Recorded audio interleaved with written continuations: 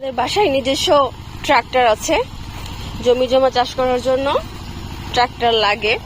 তো দেখেন, এটা হচ্ছে লাউ ক্ষেত, এটা হচ্ছে সিম ক্ষেত, আর এখানে আরো বিভিন্ন চাষাবাদ করবে। ক্ষেত রেডি করতেছে, এই যে লাউ ক্ষেত দেখা যায় কিনা। তো ট্রাক্টর একটা লাগে, যার জন্য নিজস্ব ভাবে ট্রাক্টর কিনে নেওয়া হয়েছে। আপনারা কি, এটা হচ্ছে বন সিম। কিন্তু বন সিম আমরা আগে খেতাম না, কিন্তু এখন বাজারে 70 টাকা 80 টাকা কেজি বন সিম।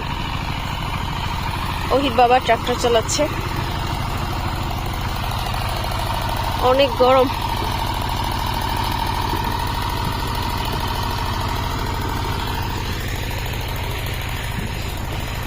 এই সিমের ভর্তা যে শুকনো মরিচ দিয়ে সিদ্ধ করে খেলে অনেক মজা লাগে এই সিমগুলা।